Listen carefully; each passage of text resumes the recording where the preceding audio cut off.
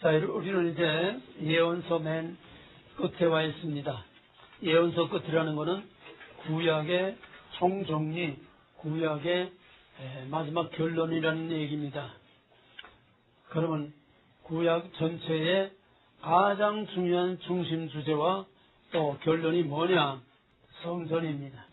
성전이란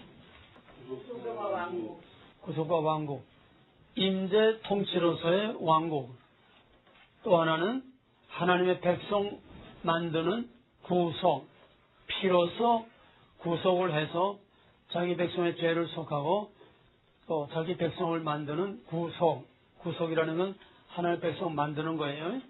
또 그 다음에 이제 레위기에서 본 대로 또 계속해서 죄를 사함으로 그 백성을 거룩하게 하는 거, 피의 구속과 임재와 통치로서의 왕권, 이 두 가지가 성전의 본질입니다.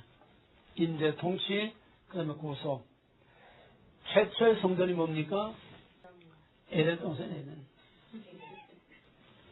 나무는 하나님의 임재의 표시요 증거이기 때문에 이 성전으로 발전하게 되면은 언약궤 또는 지성소가 되는 거야. 나무는. 에덴 동산은 그 자체가 성전이요 하나님의 왕국, 통치로서의 왕국이고 하나님과의 교제로서의 성전입니다. 단 에덴 동산은 죄가 없기 때문에 구속은 없어요. 구속이 없는 대신에 하나님을 예배하는 하나님과의 교제가 이제 구속, 제사, 예배가 되는 겁니다. 그것만 차이에 죄가 없기 때문에 피의 구속이 없는 것뿐이지 하나님 예배, 하나님 교제라고 하는 그거는 그냥 살아있기 때문에 그것이 이제 타락한 이후에는 짐승의 제사, 그 다음엔 예배로 이제 구속의 개념으로 넘어가는 겁니다. 최초의 에덴 동산은 하나님의 왕국인 동시에 성전이다. 성전은 두 가지 개념을 갖고 있다. 하나는 임재 통치로서의 왕국, 왕권, 또 하나는 구속으로서의 자기 백성을 거룩하게 하고 자기 백성과 교제와 관계를 이어가는 구속으로서의 그런 증거다. 이거를 하나로 묶어주는 것이 언약입니다. 왕국, 구속, 그걸 하나로 묶어주는 것이 언약이다. 그러면 에덴 동산이 그 다음에는 하나님의 임재, 통치, 교제라는 건 제사, 예배입니다. 에덴 동산 다음에 하나님의 임재, 통치, 교제는 어떻게 나타납니까? 어디서? 계시의 점지선 발전된 형태상으로 임재, 통치, 교제라는 건 꼭 같은데 본질은 같은데 형태가 바뀌는 거야. 자꾸 무대가 바뀌면서 무엇으로 바뀌어요? 조금 더 자세하게 구체적으로 하면은 하나님 에덴 동산에서 하나님과 교제, 그 다음에 맨 처음에 하나님의 임재 통치와 하나님과의 교제는 아벨의 제사예요. 엄격히 말하면 하나님 예배, 그죠? 아벨의 제사가 타락 이후에 최초의 성전입니다. 최초의 하나님의 임재 가운데 하나님께 제사드리는. 그 다음에 이제 창세기 8장 맨 끝에서 노아의 홍수 후에 배가 이제 멈추고 다 거기서 내려와서 처음으로 피의 희생 제사가 처음으로 드려지는 거예요. 번제. 아벨은 피가 없는 제사였어요. 네.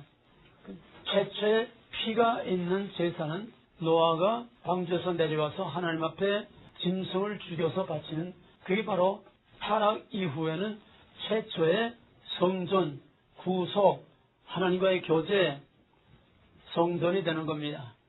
단, 미스베하, 노아의 단이 타락 후에 최초의 성전이 되는 거다. 그 다음에는 창세기에 12장 이후에 들어오게 되면은 임재 통치, 하나님이 임재하신 곳에서 하나님과 교제하는 것이 성전이에요. 그 다음에는 아브라함의 단, 아브라함이 가는 곳마다 단을 쌓는데 제 마음대로 그냥 단을 쌓은 게 아니라 여호와께서 임재하신 곳에 단을 쌓았어요. 여호와께서 임재하셔서 아브라함에게 뭐라고 말씀하신 거기가 바로 아브라함의 단이요. 거기서 예배하고 거기서 하나님과 말씀을 듣고 받고 약속을 받고 그게 바로 아브라함의 성전이었습니다.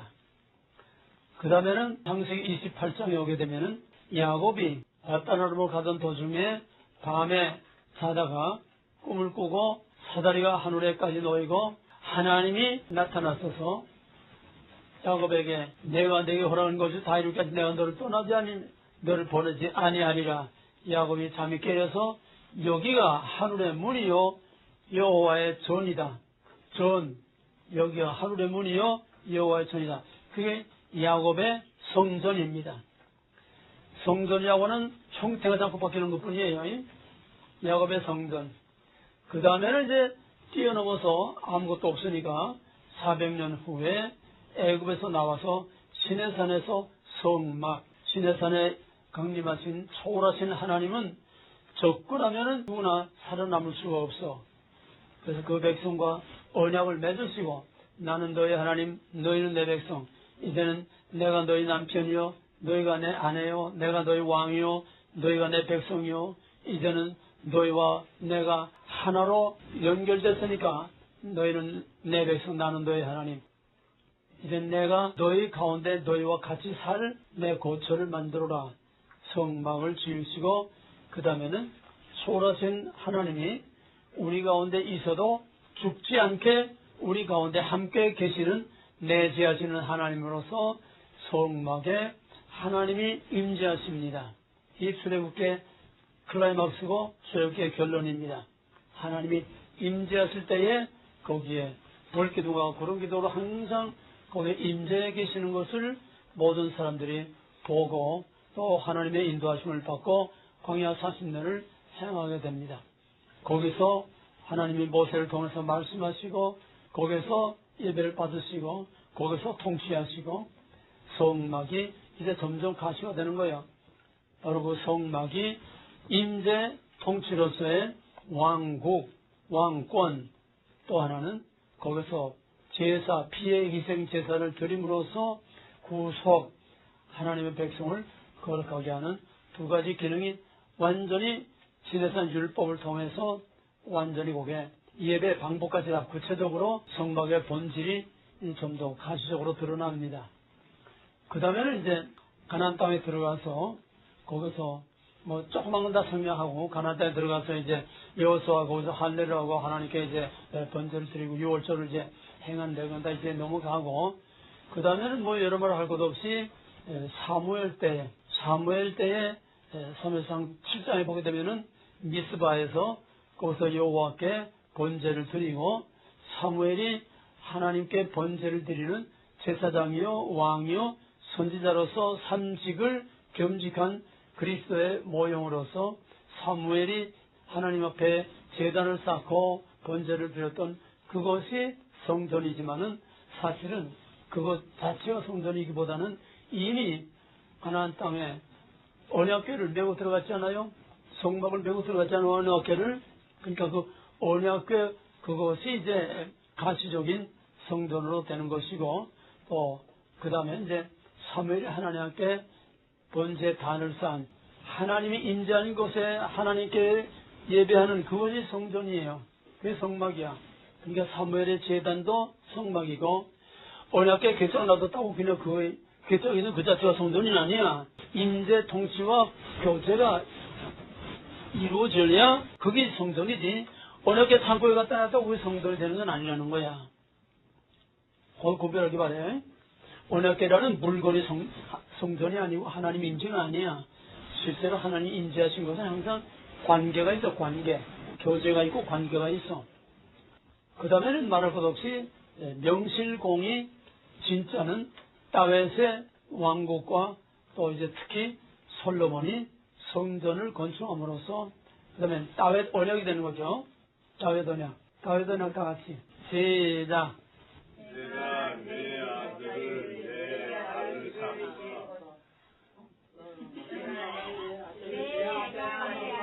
내가 내 아들을 내 아들 삼아서 내 아들이 내 땅을 하사해서 짓는 것이 아니야.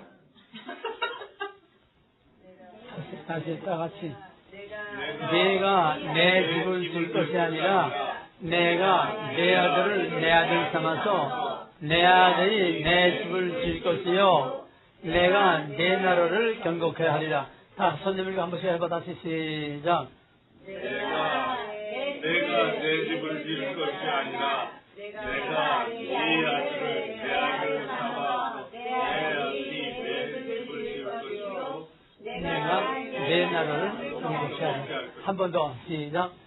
내가 내 집을 지을 것이 아니요 내가 내 아들을 내 아들 삼아서 내 아들이 내 집을 지을 것이요 내가 내 나라를 경고케 하리라. 거기서 성전이 확실하게 완전히 모든 모습을 다 드러내는 거예요. 그래서 솔로몬의 성전이 가시적으로 형태상으로는 솔로몬의 성전이 가장 완성된 성전이 되는 것은 집을 줬기 때문에 그게 가장 완전한 성전이 아니라 지금까지 창세기 이후 지금까지 솔로몬이 지은 그 성전이 가장 최고의 완성된 그런 성전의 모습이에요.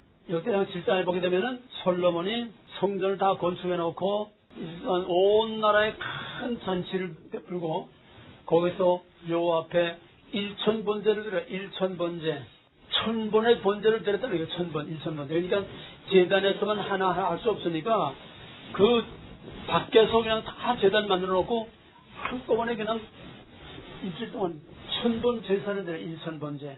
그러니까 그 성전 안에 하나님의 영광의 연기가 막 차가지고 제사장이 들어가서 숨길 수 없었다고 그랬어. 이것이 성전의 최고의 영광스러운 모습이야.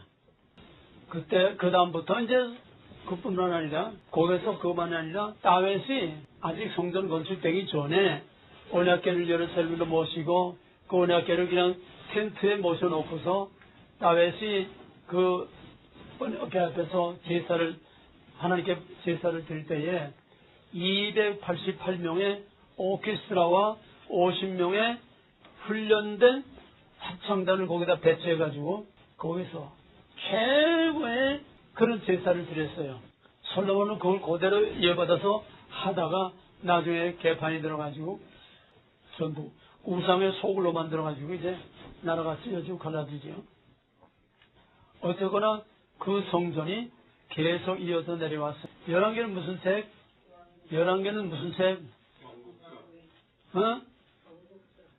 왕국사?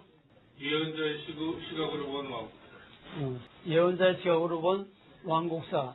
또 좀 더 핵심. 11개는 어떤 책이야? 그 왕국사가 어떤 왕국사야? 멸망사. 멸망사야. 그래서 솔로몬 중간부터는 계속 멸망사야. 이게 이스라엘의 역사야.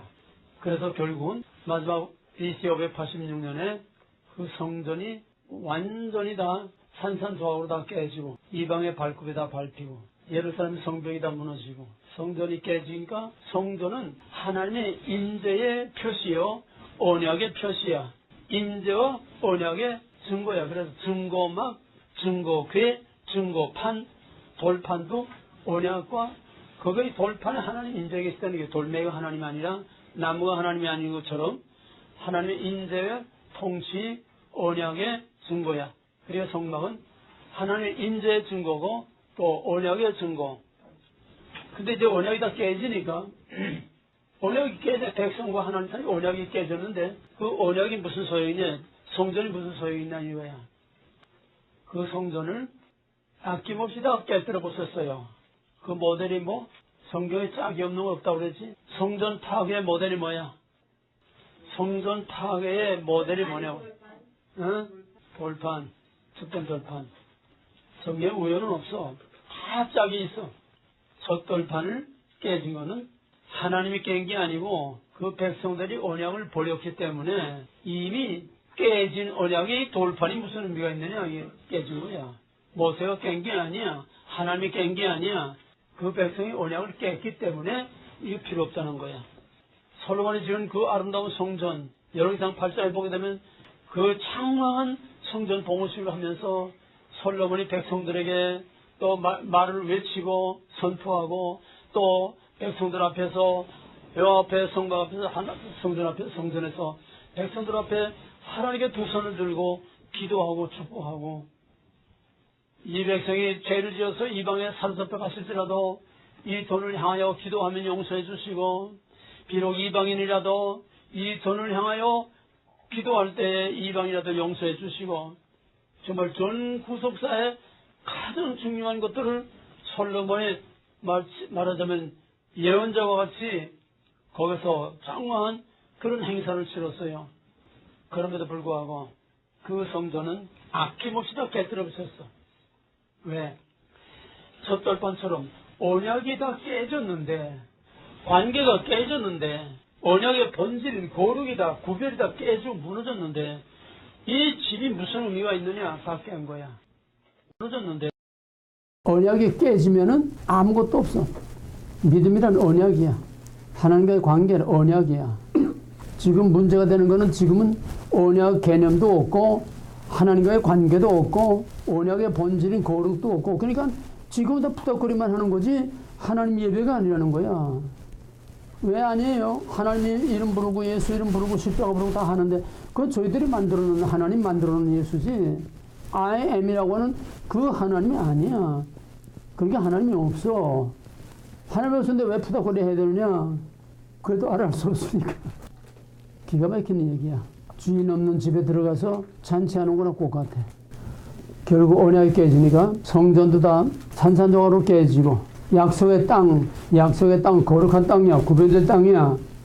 구별이 다 무너지니까 이방의 발굽이 거기에 약속의 땅을 다 더럽혀버렸어. 더러운 수많은 사람을 죽이는 더러운 피로 그 거룩한 땅을 다 더럽혀버렸어. 깨진 그 백성은 하나님 백성이 아니야. 그 백성은 이미 하나님 백성이 아니고 이방 머나먼 바벨론까지 끌려가서 바벨론의 백성이 됐어. 바벨론 노예가 됐어. 남은 거 하나도 없어. 근데 바벨론 포로에서 돌아와가지고 스룹바벨에게 성전을 건축하라고 그랬어. 또 지을권 성전을 하나님이 그렇게 좋아하고 내가 항상 내 눈이 거기에 머물러 있고 너희 기도를 듣겠다 하는데, 왜 그 아까운 성전을 와 다 깨뜨려 놓고 또 성전을 또 지내? 돌판도 없고 이렇게도 아무것도 없는데. 그건 옛날에 다 에스라서 할 때 다 공부했고, 스가랴 학교에 다 그때 공부한 거야. 그거는 깨진 솔로몬의 성전을 다시 재건한 게 아니고, 뭐라고? 스룹바벨이 다시 지은 성전은 뭐라고? 과거의 성전이 아니야. 앞으로 나타날 성전을 미리 보여주는 거야. 뭔 말인지 알겠어? 성경의 역사는, 이스라엘의 역사는 성전의 역사입니다. 에덴 동산에서부터 성전으로 시작해서 성전으로 끝나. 이스라엘의 역사는 다윗의 성전으로부터 시작해서 다윗의 성전이, 솔로몬의 성전이 건축돼서 솔로몬의 성전이 파괴되는 것으로 이스라엘의 역사는 끝나는 거야.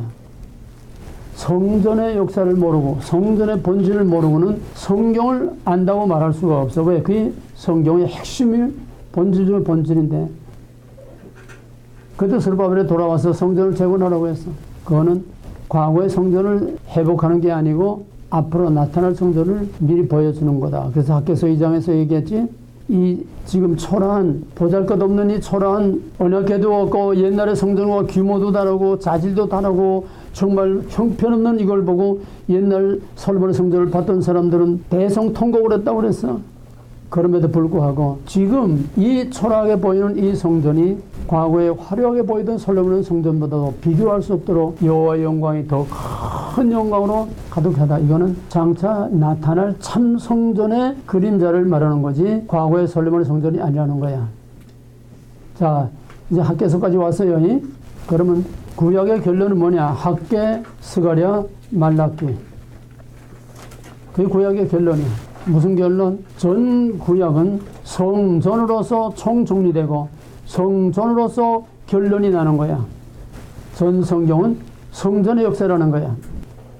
그래서 학개서에서 지난번에 다시 한번 간단하게 했지만은 학개서 1장에서는 성전이 중상모략으로 15년 동안 중단됐다가 이제 다시 성전이 이제 학개를 하나님께서 강권해서 성령이 감동해가지고 학개서 1장 끝에서 이제 성전이 완성되고 그 다음에 2장에 들어와서는 그 성전이 어떤 성전이냐, 이전의 성전과 비하면은 보잘것없고 초라하고 대제사장 여호수아도 백성도 또 스룹바벨도 너무 초라하고 기가 다 빠져서 그러는데 스룹바벨아 강건하라 담대하라 백성들에게 또 강건하고 일어나 힘을 내라 대제사장 여호수아에게 힘을 내라 그래가지고 격려해가지고서 그 성전이 완성된 그것이 바로 이 장에서 절정을 이루는 현재 이 성전이 이전 성전과 비교할 수 없도록 큰 영광이 더 크다. 그거는 장차 참 성전으로 오실 예수 그리스도를 내다보게 하는 그림자다. 물론 지금 우리니까 이걸 알지 그 당시에는 알 수가 없지요. 근데 이 스가랴서 맨 끝에 보게 학개서 2장 맨 끝에 보게 되면은 학개서 다 펴봐요. 1312페이지 학개서 2장 23절 나 만군의 여호와가 말하노라 수알델의 아들 내 종 스룹바벨아 나 여호와가 말하노라 그날에 내가 너를 취하고 너로 인을 삼으리니 이는 내가 너를 택하였습니다. 이게 이제 학개서가 성전 건축에 대한 마지막 결론이 성전을 건축한 스룹바벨을 인을 쳐서 하나님께서 그를 인을 쳐서 하나의 기념으로 표본을 삼으셨다는 거예요. 인을 쳤다는 건 사인이 아니야. 사인. 도장을 찍었다는 거예요. 그건 뭐냐? 스룹바벨이 이 성전을 완성한 스룹바벨은 장차 참 성전을 완성할 예수 그리스도 메시아의 모델이다.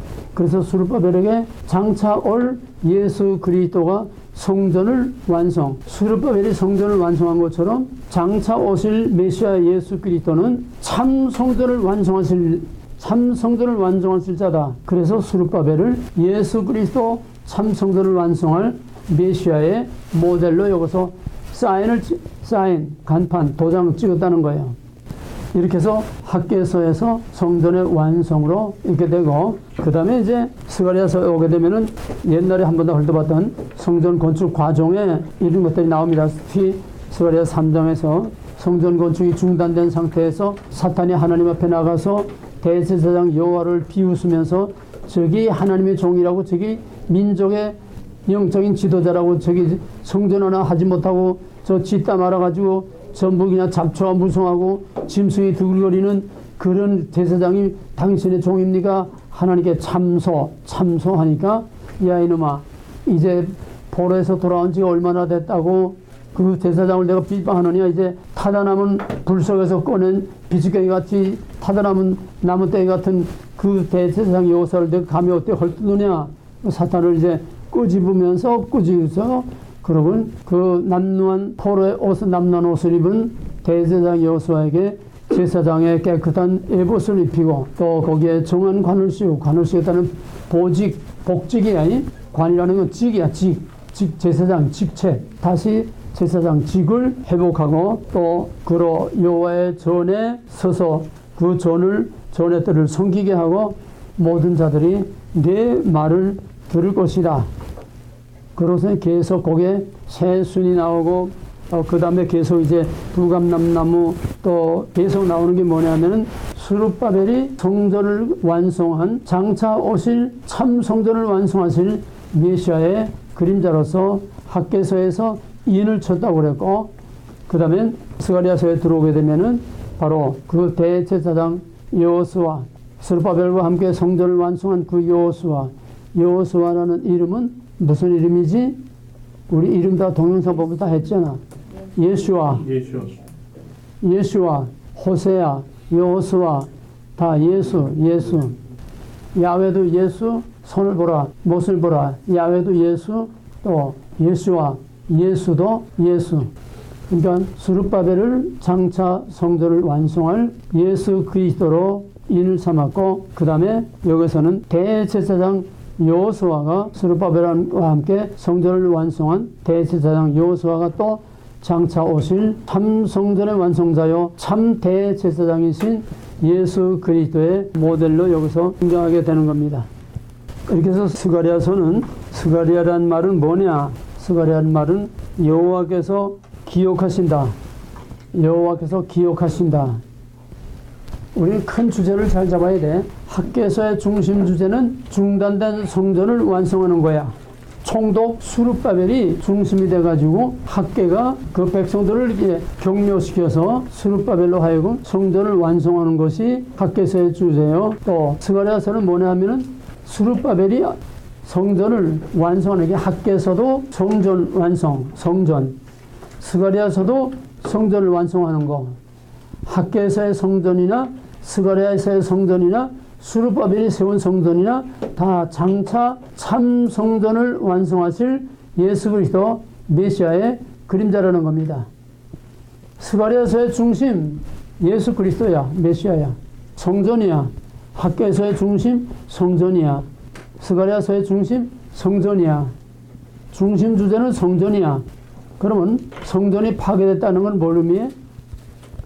언약이 파괴된다. 언약의 파괴야. 성전을 다시 지었다는 건 뭘 의미해? 언약 회복. 언약의 회복을 말하는 거야. 동시에 에스겔서에서 본 대로 언약의 회복은 곧 여호와의 영광이 다시 그 성전에 임재하시는 하나님의 임재 통치를 나타내는 거야. 그래서 에스겔서에서는 임재 통치가 마지막이 돼서 그걸 평화의 언약, 메시아로 통해서 만들어지는 평화의 왕국을 말하는 거라고 그랬어요. 이 다 흩어져 있는 것들 한 그림으로 묶어서 퍼즐 맞추듯이 한 그림을 만들 수 있어야 그 성경을 제대로 보는 거야. 따로따로 쪼가리 흩어져 있는 것들을 다. 그 퍼즐이 맞춰져야 돼.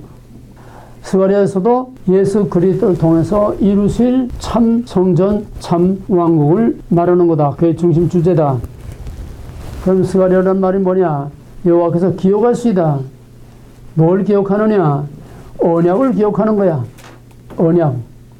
무슨 언약? 장차 그 아들을 통해서 참 성전을 이루실 언약을 아브라함과 모세를 통해서 그 백성에게 주신 참 왕국, 참 성전을 이룰 그 언약을 하나님께서 기억하신다는 거야. 왜? 이젠 제2성전, 앞으로 나타날 제3성전의 그림자로서 제2성전을 완성했기 때문에 그것은 곧 바벨론 포로와 성전 파괴가 그거로 영원히 언약이 깨진 게 아니고 끝난 게 아니다. 하나님의 약속이 끝난 게 아니다.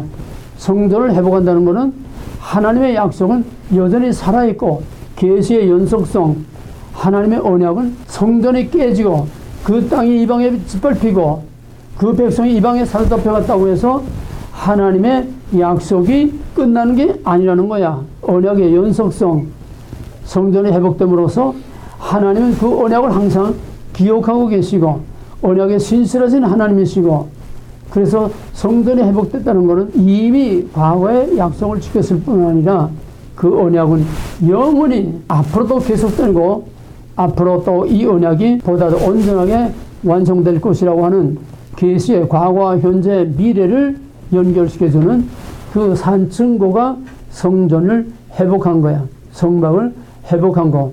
언약의 연속성이 무엇보다 제일 중요합니다. 그래서 스가랴, 이제 성경의 마지막에 와서 스가랴에게 스가랴를 인을 삼아서 메시아의 모델로 삼고 또 스가랴서에서 스가랴라는 이름 자체가 스가랴서의 내용이고 예언자의 이름이 예언자의 본질과 특성과 사명을 말하는 거고 그 예언서의 내용을 말한다고 그랬어요. 그 스가랴서는 뭐냐? 여호와께서 기억한다는 게 뭘 기억해? 언약을 기억해. 언약을 기억한 증거가 뭐야? 성전을 완성하는 거라는 거야. 이해가 됐어요? 그 다음에 스가랴서 이거 좀 더 발전됩니다. 스가랴서 9장에 오게 되면은 9장 답해요. 스가랴서 9장 9절 9장 9절 10절 다 같이 시온에 따라 극에 기뻐할지어다 예루살렘에 따라 즐거이 부를지어다 보라 내 왕이 임면하니 그는 공의로우며 구원을 베풀며 겸손하여서 나귀를 타느니 나귀의 작은 것 곧 나귀 새끼니라 내가 에브라임의 병거와 예루살렘의 말을 끊겠고 전쟁한 활도 끊으리니 그가 이방 사람에게 병을 할증할 것이요 그의 눈꺼는 바다에서 바다까지 이르고 유브라데 강까지 이르리라. 여기서 스룹바벨을 메시아의 모형으로 인을 쳤고 여기서는 그럼 그 메시아가 어떤 메시아냐? 구체적으로 평화의 왕으로 나귀를 타고 올 것이라고 하는 거. 예수님이 나귀를 타고 간 게 우연이 아니야. 전부 짝이 있어. 예언의 성취를 그대로 하신 겁니다. 여기 나귀를 타는 건 뭐냐? 계시록 6장에 보게 되면 6장 1절에서 내가 여러 번 얘기했지만은 백마가 나타나 맨 처음에 백마가 나타나 그 백마를 타고 오니까는 바로 평화의 상징인 백마를 타고 오니까 그거는 볼 것도 없이 예수 그리스도 메시아다. 주석에 번지락에 다 이렇게 나와 있어. 분명히 메시아는 평화의 왕으로 나귀를 타고 온다고 했는데 거기서는 계시록에서는 말을 타고 오는 거야. 물론 초림과 재림은 다르지요. 초림은 영적으로 뱀의 머리를 밟고 우리에게 평화를 가져오는 거지만은 종말에는 심판의 권세를 가지고 말을 타고 올 수 있죠. 그러나 그 손에는 활이 들렸고 많은 사람이 그 백마를 탄 자에 의해서 많은 사람이 죽어 많은 사람을 죽이는 이 백마의 탄 자는 누굴까? 그러면 평화를 가져간 적그리스도야. 다윗은 말을 타 전사니까 예수는 물리적으로 창과 칼로 전쟁하는 자가 아니라 평화의 왕으로 오셨으니까 나귀를 타고 오는 것으로서 이 스가랴서를 성취한 겁니다. 다시 말합니다. 학개서의 성전도 장차 오실 예수 그리스도 참 성전을 이루실 자, 스가랴서의 중심 주제도 참 성전인 장차 오실 예수 그리스도를 내다보게 하는 거다. 스가랴가 스룹바벨과 함께 학개와 스가랴는 예언자고 스룹바벨은 총독이고 대제사장 여호수아는 대제사장이고 이 사람들이 한 팀이 돼서 다 한 거야. 그래서 이제 대표는 총독이니까 스룹바벨이 대표였고 예언자로서는 스가랴가 그 메시아 성전을 완성할 메시아의 표적으로 이제 일을 쳤다는 거야. 그러니까 학개에서도 예수 그리스도, 스가랴서도 예수 그리스도. 성경의 중심 주제는 성전이고 그것이 학개, 스가랴, 말라기 구약의 맨 마지막에 와서 집중적으로 구약이란 뭐냐? 구약의 역사란 뭐냐? 이스라엘 역사란 뭐냐? 성경의 역사란 뭐냐? 성전으로 시작해서 성전으로 끝나는 거다. 그래서 스가랴서도 그 뒤에는 뭐 여러 가지 환상이 나옵니다. 좀 보게 되면은 스가랴서도 이제 종말에 관한 거기 때문에 계시록처럼 상징적인 이런 것들이 많이 나옵니다.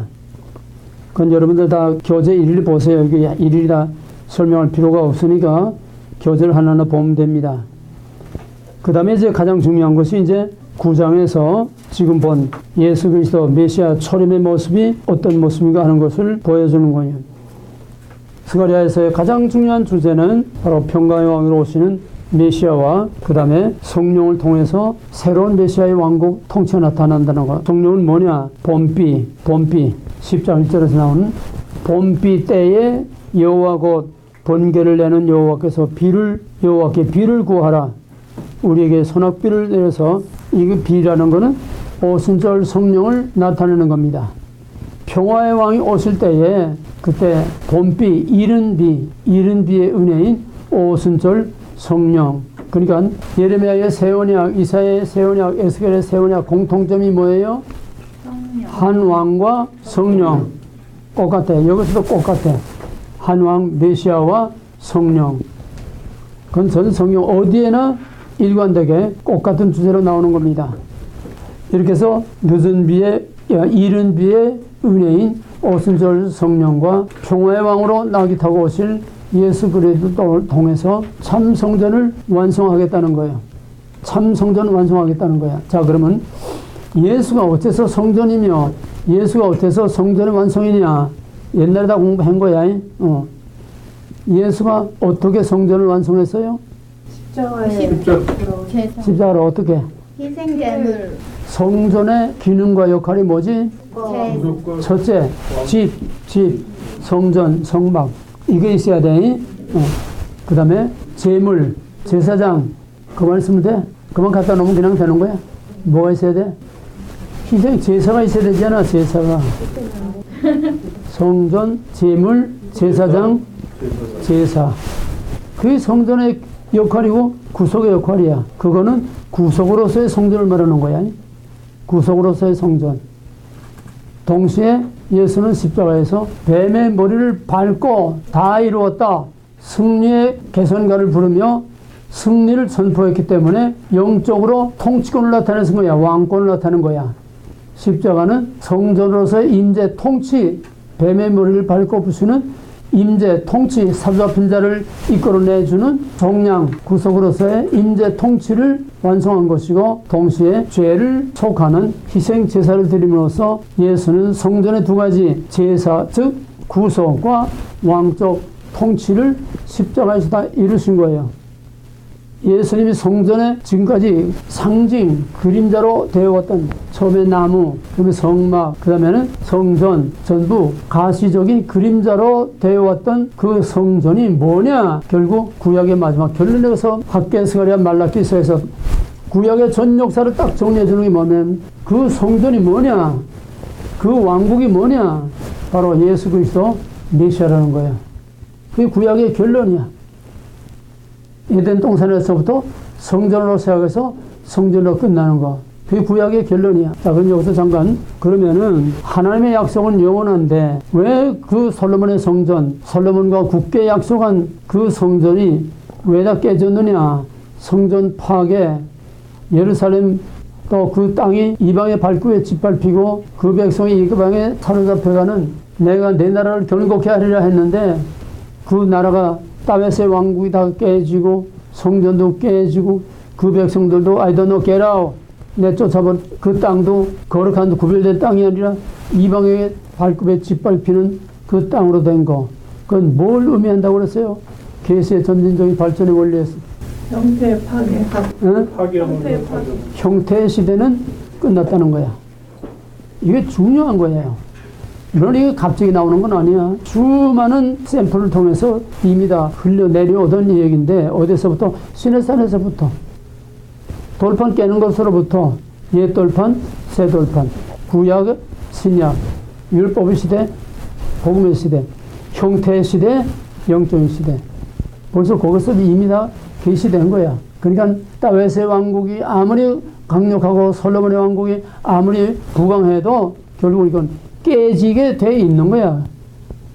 하나님이 그렇게 정하신 거야. 이거는 세대주의에서는 도저히 생각할 수 없는 엄청난 지각변동입니다. 그게 없는 거야.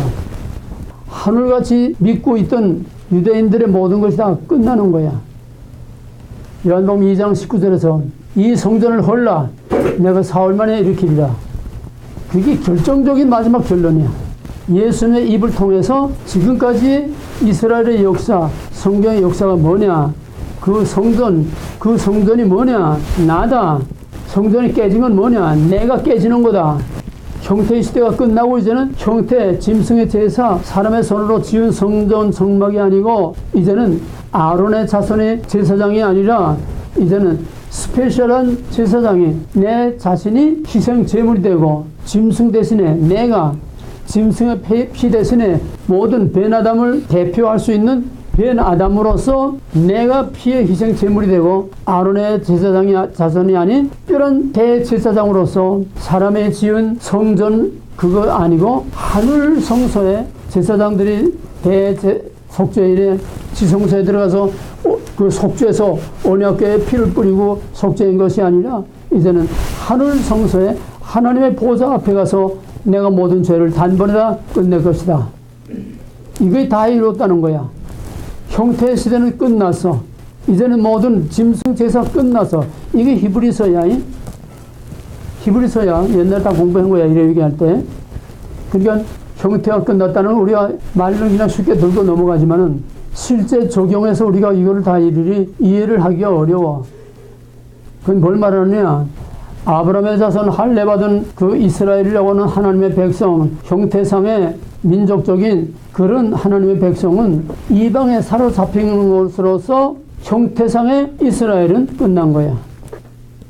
확실하게 성전 파괴 사건이 완전히 옛 시대에서 새 시대, 옛 언약에서 새 언약, 구약에서 신약, 형태에서 영적인 본질, 완전히 여단강처럼 완전히 갈라놓는 거야. 이걸 확실히 알아야 돼. 갈라놓되 형태만 바뀌는 거지. 본질은 에덴 동산에서나 영원한 하늘 보좌에서나 임재 통치 교제라고는 본질은 똑같아. 언약궤가 마지막 하나님 보좌가 되는 거야. 지성소 하늘 보좌가 되는 거야. 본질을 확실히 알면은 형태가 아무리 바뀌어도 조금 더 우리는 동요할 필요가 없고 헷갈리고 혼돈할 필요가 없어. 본질을 확실히 모르니까 이거다 저거다 그냥 갈팡질팡 하는 거지. 이 성전을 헐라. 지금까지 형태상으로 본 형태의 시대는 끝났어. 짐승제자 시대 끝났어. 이제는 아론의 자손이 제사장들로 끝났어. 날마다 아침 저녁으로 날마다 제사 지내고 대속죄일에 1년에 한 번씩 해마다 지성소에 들어가서 속죄하던 다 끝났어. 내가 단번에 다 끝낼 거야. 3일이면 내가 성전을 완성하겠다. 3일이면 성전을 완성하겠다. 그건 뭐야? 요한복음 2장 20절에 보면 그것이 바로 자기의 깨질 육체를 말합니다. 내 육체가 깨지는 것이 과거의 형태상의 성전이다 깨지는 거고, 내가 십자가에서 희생제사를 산제사를 드리는 것이 바로 구약의 지금까지의 날마다 아침 저녁 해마다 대속죄일의 제사를 이걸 다 단번에 내가 끝낸다.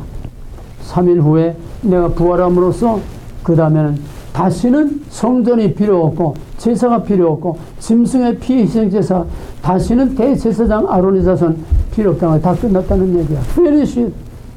그건 끝이 아니라 언제나 종말론 한 시대가 끝나는과 동시에 형태의 시대는 끝났지만은 이제는 좀 더 업그레이드해서 본질적인 영적인 시대가 되는 거고, 지금은 영적인 예배야. 짐승의 제사가 아니라 영적인 제사야.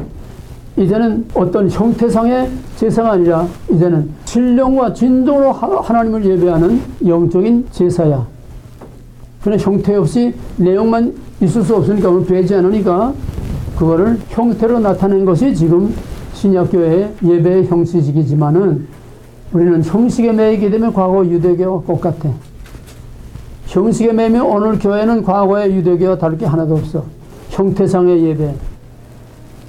그 형태에 우리는 하나님과의 살아있는 언약 관계와 하나님의 임재와 통치라고 하는 그 성전의 예배의 제사의 본질이 거기에 살아있어야 이게 하나님이 받으시는 예배가 되는 거지. 그걸 바울은 로마서 12장 1절에서 그러므로 사람의 형제들아 내가 너희를 권하노니 너희 몸을 하나님이 기뻐하시는 산제사로 드리라. 이는 하나님이 기뻐 받으실 영적인 예배니라. 요한복음에서 신령과 진정으로 예배할 때가 오나니 곧 이때라. 산에서도 말고 예루살렘에서도 말고 이제는 신령과 진정으로 하나님께 예배하는 영적인 예배를 드리라는 거야. 진실된 예배를 드리라는 거야. 어떤 자가 그런 예배를 드릴 수 있느냐? 하나님께로서 난 자. 형태가 아니라는 거야. 이는 육정으로나 사람의 뜻으로 나지 아니하고 하나님께로서 난 자라야, 성령으로 예수 그리스도와 성령으로 거듭난 자라야, 하늘에 속한 자라야, 하나님과 새로운 새 언약 안에 있는 자라야 그가 하나님께 기뻐받을 영적인 예배를 드릴 수 있고, 그런 예배를 하나님이 받으신다는 거야. 이 요한신학은 굉장히 깊고 나름대로 전 성경을 성전과 제사와 예배라는 것, 하나님의 백성이 뭐라는 것, 요한은 복음서 중에서 제일 깊은 영적인 복음이라고 그러죠. 요한복음에서 사도 요한이 다 이미 구약의 전 이거를 다 끝내준 거야. 결론을 맺었어. 이렇게 해서 성경은 성전으로 세워서 성전으로 끝난다. 성전은 임재 통치로서의 왕권,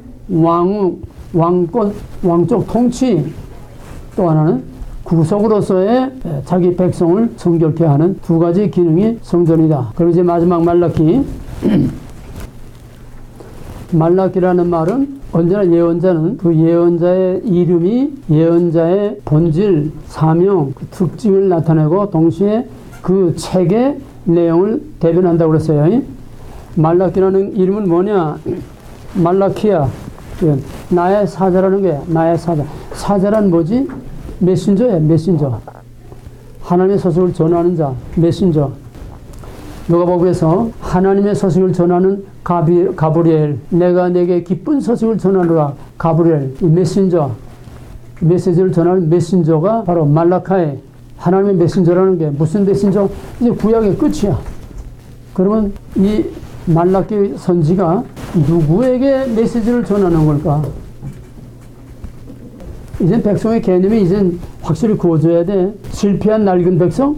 이스라엘의 백성의 남은 자와 이방인의 이스라엘의 남은 자, 또 장차 새로운 백성이 될 자들에게 현재와 미래를 말하는데, 그거는 다른 것이 아닌 그 메시지라는 건 다른 것이 아닌 형태의 시대가 끝나고 새로운 영적인 시대가 온다는 것을 마지막에 말라기를 통해서 총정리를 해주는 겁니다. 그 말라기 뚜껑 딱 열면은 말라기 1장 2절 다 같이 1장 2절 여호와께서 가라사대 내가 너희를 사랑하였노라 하나 너희는 이르기를 주께서 어떻게 우리를 사랑하셨나이까 하는가 나 여호와 나는가 에서는 야곱의 형제가 아니냐 그러나 내가 야곱을 사랑하고 에서는 미워했으며 그 선들을 황폐케 하였고 그의 손을 황폐케 하여 신랑에 부어느리라. 이건 뭘 말하느냐? 이게 성경의 마지막입니다. 이제 구약의 마지막 메신저가 하는 첫 마디가 뭐냐? 야곱을 사랑했고 에서를 미워했다. 이거 옛날에 다 공부한 거야. 무슨 원리지? 장자 대신 차자. 첫째 대신 둘째, 장자 대신 둘째. 자격이 있는, 기득권이 있는 모든 조건을 갖춘 너무나 당연한 장자가 아니라 자격이 없는, 불성실한, 가망이 없는 이방인에게 바톤이 넘어간다는 거야. 대체신학. 이게 어디서 시작된 거지? 가인 대신에 아벨. 거기서부터 시작된 하나님의 창세로부터 계획된 거야. 그러면 에서는 뭐냐? 에서와 야곱은 뭐냐? 에서는 성실한 자야, 장자야, 기득권자야. 이스마엘과 이삭도 혈통적으로 말하면은 혈통이 부계가 중요하지 모계가 중요한 게 아니야. 성경에서는 모계는 여자는 애를 받아내는 바구니에 지나지 않아. 애를 받아내는 바구니야 여자는. 그럼 혈통이 중요한 거야. 그러면 당연히 이스마엘이 장자야. 근데 이스마엘 대신에 이삭에게, 에서 대신에 야곱에게. 그다음에 쭉 내려오면서 이 첫째, 둘째 신약에 들어오게 되면은 탕자의 비유, 전형적으로 가장 성실하고 가장 기득권 있고 자격 있는 마다들 대신에 가장 가망이 없는 야곱과 에서도 마찬가지지. 가장 성실한 에서 대신에 불성실한 가망이 없는 야곱을 택했다. 여기 나오는 게 에서와 야곱이지. 또 마루다, 성실한 마루다 대신에 얄미운 마리아의 손을 예수님이 들어줬다고 하는 거. 이게 다 우연이 아니야. 계속 깔고 나가는 거야. 하나님의 구속의 방법이 어떤 거냐. 구약의 이제 모든 것이 끝나는 마지막에 와서 맨 먼저 그 메신저가 전하는 메시지가 뭐냐 하면 에서가 아니고 야곱이라는 거야. 장자가 아니고 차자라는 거야. 그럼 장자는 누구야? 이스라엘. 장자는 이스라엘이지. 출애굽기 4장에서 모세를 애굽에 보내면서 너는 가서 내 백성 내놓으라고 하라. 내 백성 이스라엘은 내 장자다. 내 장자를 내놓지 않으면 내 장자들을 다 쳐 죽이겠다 그랬어요. 이스라엘은 하나님의 장자야. 모든 열방 모든 민족 중에 유일하게 택함을 받은 하나님의 장자, 첫 열매 장자야. 근데 이거를 쭉 끌고 나오다가 이제는 말라기를 결정으로 또 그 전에 뭐를 가지고 대체신학을 얘기했지? 어디서 이스라엘 내던졌어? 요나. 이미 거기서 이스라엘을 내던졌어. 괜히 콧대만 높아가지고 하나님의 백성의 기득권자, 장자의 기득권을 주장하는 게 아니라는 거야. 내던졌어. 그 대신 누가 여호와를 찬양했어? 누가 하나님께 번제를 드렸어? 이방인들이 하나님께 번제를 드리고 여호와를 찬양해서 여기서 나오는 거야. 그건 뭐 창세기부터 계속 나오는 주제니까 야곱을 사랑하고 에서를 미워했다. 왜 이 말을 하느냐? 말라기에서 이 얘기는 말라기의 주제도 성전입니다. 성전 제사, 성전 예배, 성전이야.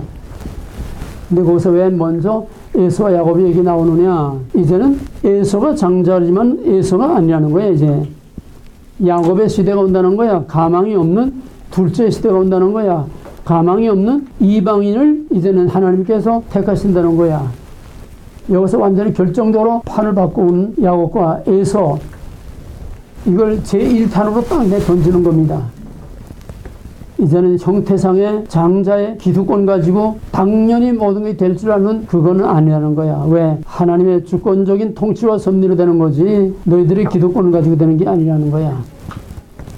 그 다음에는 이제 그 백성, 그 다음에 이제 잠깐 나온 대로 말라기의 발달이 뭐냐 하면은 바벨론 포로에서 이제 돌아와서 스룹바벨과 백성들이 힘을 합해서 이제 성전을 건축하는데, 성전을 건축하면은 예언자들이 바벨론 포로 시대는 벌써 예언자들이 다 예언서가 다 나왔고, 느헤미야와 에스라가 종교개혁할 때도 율법을 낭독하고 다 이렇게 했기 때문에 돌아와서 성전이 재건되면은, 즉 성전 파괴는 언약 파괴를 말하기 때문에 성전이 재건되면은 여호와의 영광이 다시 돌아와서 에스겔이 말한 것처럼 여호와의 임재가 다시 돌아오고, 그러면은 하나님의 언약이 회복되고, 성전은 언약의 증거야.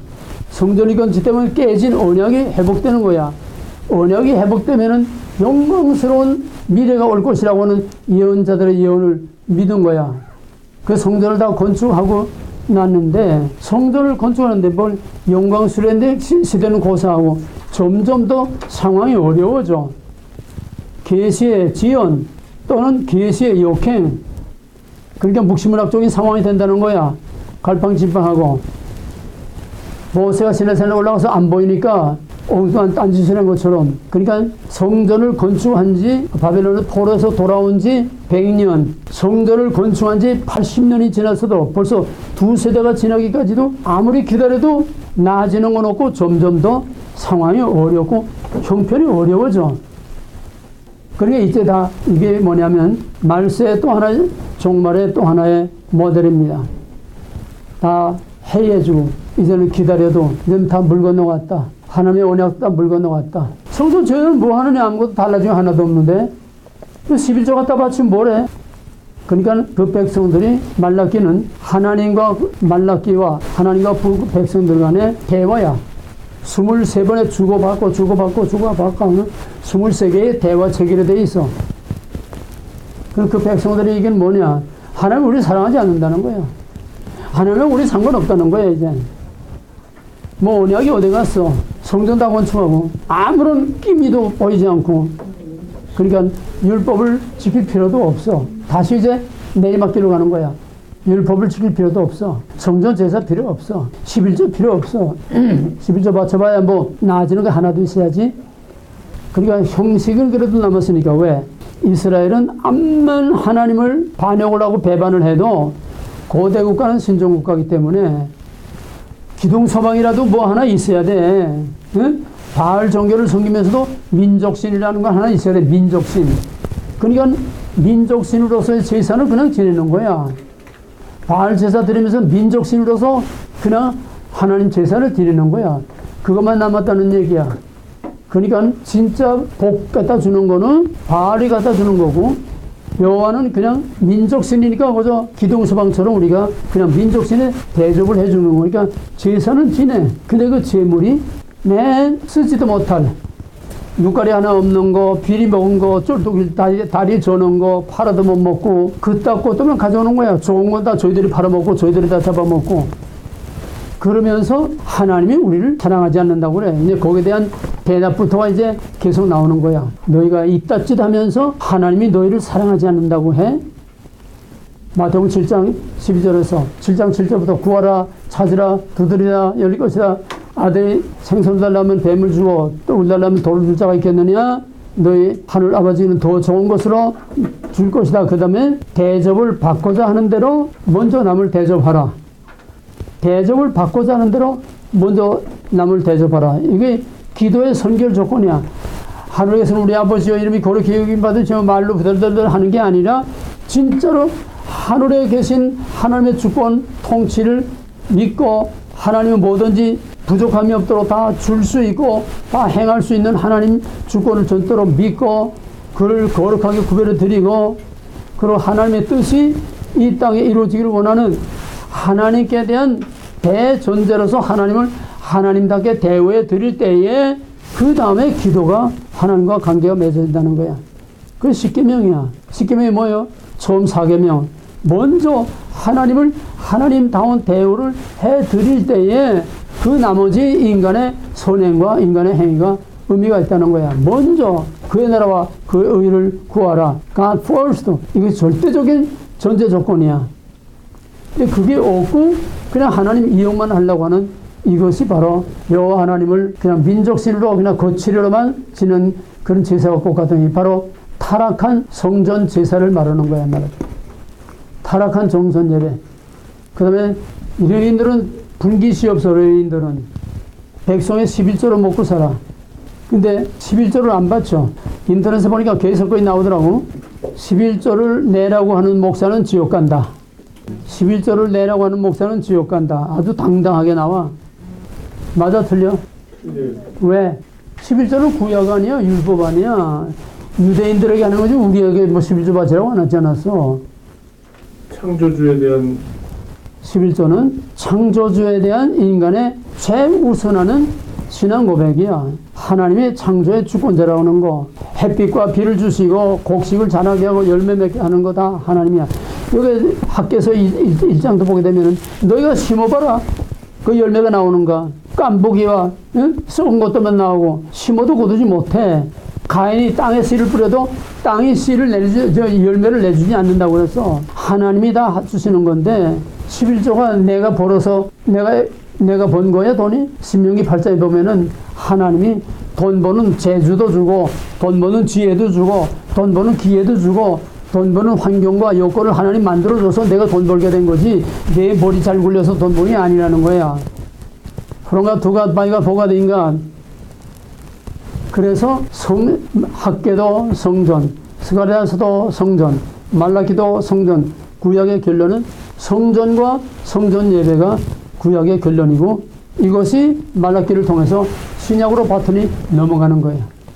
성전 제사가 더럽혀지고 그 다음에는 11조를 바치지 않아서 제사장들이 먹을 게 없어가지고 전부 홈리스가 돼서 다 낙향해서 먹을 거 찾아서 시골로 다 나가고 제사장이 성전에 없어. 먹을 게 있어야지 11조 안 바치고. 그래서 이제 3장에 오게 되면 11조 말이 나오는 거야. 내가 복 안 준다고 그래? 너희들 하는 꼬락선이 하는 짓을 봐라. 그러고서 무슨 복을 받겠다고 그래? 짐승의 제사 지내는 꼬락선이를 봐라. 제일 비리비리하고 못된 것들만 갖다 바치면서 무슨 복을 안 준다고? 11조를 안 붙여서 제사장들이 먹을 게 없어서 다 시골로 밥 먹으러 찾아가 나가는데 성전에 제사장들이 없고 텅텅 비었는데 너희들이 무슨 복을 받겠다고 그래? 말라기 3장에 보게 되면 3장 11절 10절에서 12절까지 9절부터 12절까지 3장 다 같이 너희는 곧 온 나라 나의 것을 도둑질하였으므로 너희가 저주를 받았느니라. 만군의 여호와 이르노라. 너희의 온전한 11조를 나의 집에 혹시 있게 하고 나의 옷으로 나를 시험하여 내가 하는 것이 없도록 보지 아니하노라.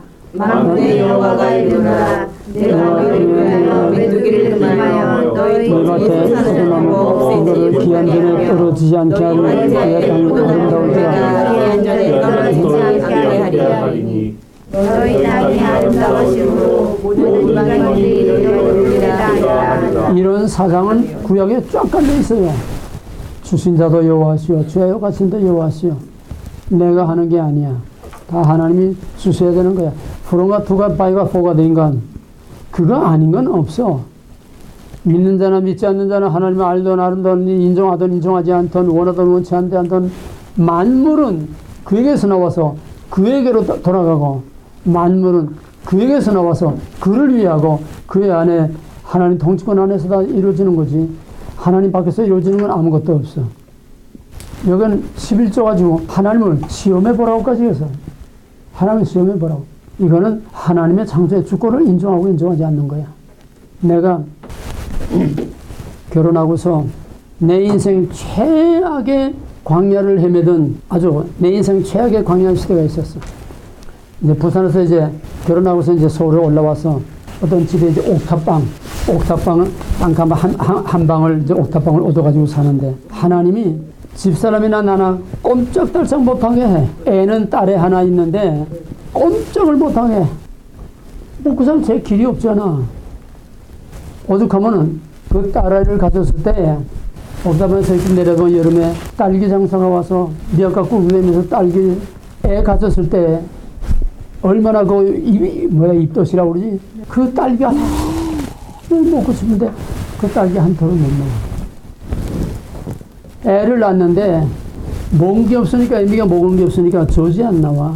빠니까 젖이 안 나고 피가 나와. 나서부터 저희 할머니가 암죽 끓여가지고, 쌀로 암죽 끓여가지고 우리 딸애를 길렀어. 꼼짝을 못하게 가둬놓고 아주 그냥 조이는 거야.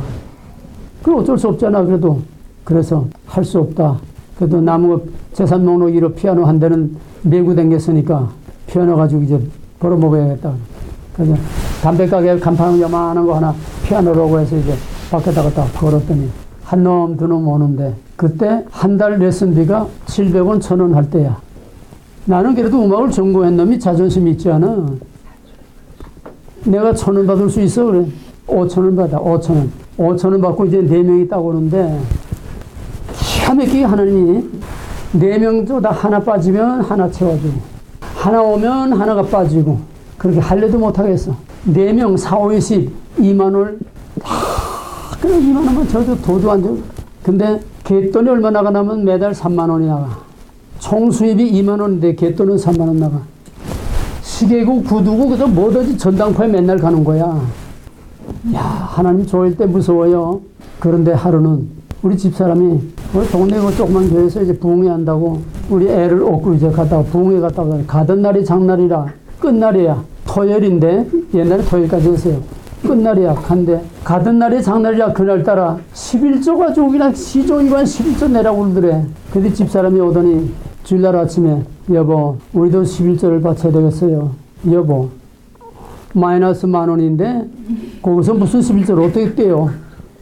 11조 주일날 아침에 봉투 딱 준비했어. 아야 11조 5,000원 드립니다. 야 속에서 이게 불뚝 올라오는데 내가 지금 제정신이야. 3만원 갯돈에 2만원 수입에 먹고 사는 건 다 반두고 그래서 또 5,000원 또 11조를 바쳐. 근데 모태로부터 받은 그 신앙의 하나님이 무서워서 내가 감히 입으로 못한다는 말을 못한 거야. 속에서 벨이 뒤틀리고 꼬이는데 갖다 바쳤어. 이제는 뭐 저지른 일이니까 어차피 저지른 거 할 수 없다. 이제는 어차피 억울하게 바쳤지만 이미 저질러진 일이니 이제는 뭐 다음 달에 할 것도 뻔한 일이고 그냥 마음이나 편해가지고 하나님 앞에 좀 죄나 짓지 말아야지. 꾹꾹 누르고 참으면서 교회 가서 예배가 돼? 예배가 안 되지. 그냥 속에서 그냥 부글부글. 그랬더니 하나님이 사람의 생각, 우리의 생각으로는 도저히 상상할 수 없는 방법으로 엉뚱한 사람을 통해서 엉뚱하게 우리 집사람 길을 빡 부숴 열어줘. 집사람 길을 확 열어줘.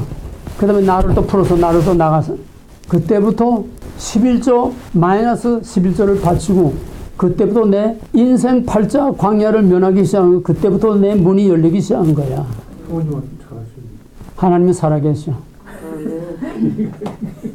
억울하게 씩씩거리면서 끙끙거리면서 바쳤어도 하나님은 그걸 봐주신 거야. 이게 그렇잖아. 시험해보라고 그러잖아. 내가 복을 주나 안 주나 시험해보라고 그러잖아. 성경에 하나님이 누구에게 시험을 받지도 않고 시험하지 않는다. 야고보 1장 12절에서 그래서 나는 누구를 시험하지도 않고 시험을 받지도 않는다. 근데 여기는 시험해보라고 그래요. 이건 템테이션이 아니고 테스트야. 아브라함을 테스트한 것처럼 인간이 하나님을 테스트해보라고 한 건 여기밖에 없어. 그게 내 증인이야.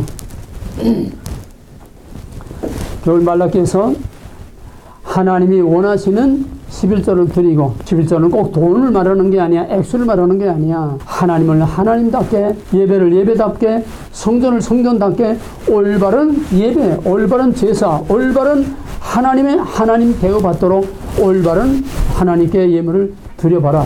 진령과 진정으로 하나님을 예배봐라. 복을 부어주지 않나 보라. 그리고 이제 4장에 오게 되면 3장에서 계속 그런 얘기야. 복을 주나 안 주나 봐라. 그래서 4장에 오게 되면은 4장 1절에서 3절까지 다 같이 만군의 여호와 이르노라 보라 극렬한 불목불같이 날이 이르리니 나의 악을 행하는 자는 다 정해가 맞추어서 날이 그들을 살라 그 뿌리와 가지를 남기지 아니할 것이로되 내 이름을 경외하는 너희에게는 의로운 해가 떠올라서 지라는 권수를 바라리 너희가 나가서 영광에서 나온 송아지같이 뛰리라. 끝까지 읽어. 너희가 악을 할 것이요 그들이 나의 정한 날에 너희 깔끔하게 죄와 같으리라. 만군의 여호와의 말이니라.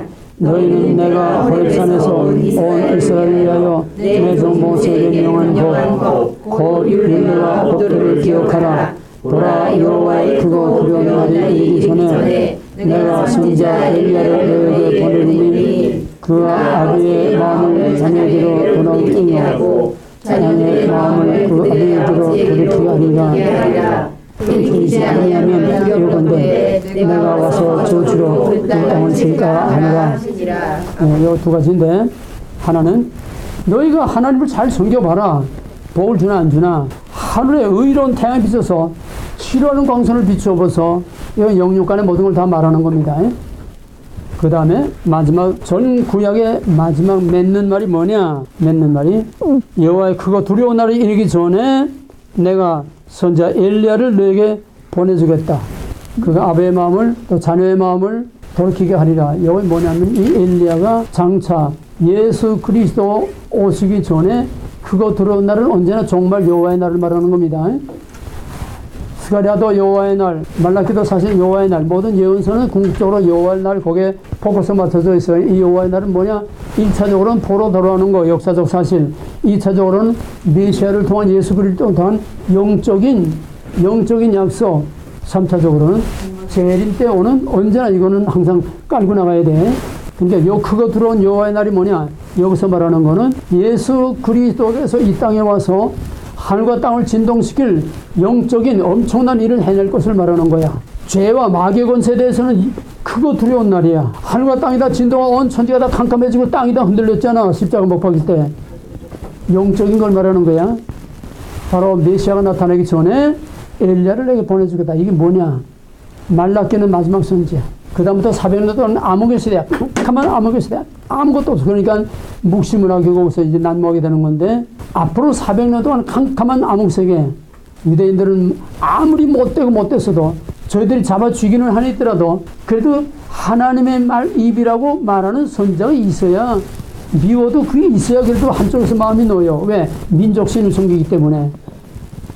그거마저 없어놓게 되면은 다른 민족은 다 민족신이 있는데 저희들은 민족신이 없어. 신이 없으면 이건 개밥이야. 어디 가도 저희들을 지켜주는 신이 없으니까. 그러니까 신이 있어야 돼. 근데 말라기로 선지자가 끝나면 암흑시대가 와. 그 암흑시대는 현실적으로 엄청 힘들고 어렵고 전쟁과 내란이 끊이지 않고 대적이 쳐들어와서 막 수많은 사람을 죽이고 이 험악한 때가 지나가야 되는데, 말라기가 그 이름이 뭐라고? 메신저. 말라기 메신저의 마지막 용어야. 말라기는 이제부터는 온 천지가 캄캄한 암흑시대가 된다. 그러나 거기에도 희망이 있다는 거야. 희망의 빛을 하나 던져놓고 구약을 닫아. 하늘문으로 닫는 거야. 그게 뭐냐? 끝난 게 아니라는 거야. 하나님의 약속은 끝난 게 아니라는 거야. 비록 400년 동안 선지자가 없고 온 천지가 없고 너희들이 정말 역사상 유례가 없는 엄청난 고난을 받을 것이지만은, 그러나 하나님의 약속은 끝난 것이 아니다. 장차 메시아가 오기 전에 미리 메시아의 오심을 알리는 나팔수가 올 것이다. 그러니 너희들이 아무리 캄캄한 밤을 통과할지라도 이 약속을 믿고 아침에 메시아가 오기 전에 꼭 껴하고 오는 그 다구름 소리를 기다리면서 400년을 참고 기다려. 마지막 이 메시지를 주는 것이 구약의 마지막 메시지야. 지금이야. 지금 온 세상이 다 캄캄하고, 이사야 62장 정도 이러다가 빛을 발하라. 사람들 그거만 딱 따먹는데, 그 다음에 뭐냐면 캄캄함과 어두움이 만민을 가리우려니와, 그런 때가 온다는 거예요. 마지막에 큰 영광이 나타나기 전에 어두움과 캄캄함이 만민을 가리우는 바로 중간기 시대나 같이 우리 말세에도 영적인 암흑시대가 온다는 거야. 그러나 메시아가 오는 것을 알리는 다구름 소리, 나팔 소리, 그 약속을 기다리고 참고 견디면서 그날까지 참고 버티고 정면 돌파하라는 거. 이게 구약의 마지막 메시지, 말라기를 통해서 주는 마지막 메시지. 이것이 오늘 우리에게 주는 마지막 메시지. 이제부터는 이제 중간기, 험악한 중간기로 들어가지만은 이제 우리가 정리 못한 거 한 가지 있습니다. 오늘은 전 구약과 전 성경을 성전으로, 즉 예수 그리스도로 전부 클로즈업한 거예요. 예, 다음에는 언약으로 이제 호세아서를 중심으로 해서 이제 옛언약, 새 언약을 다시 한번 정리하고서 구약은 끝나고 이제 중간기로 넘어갑니다.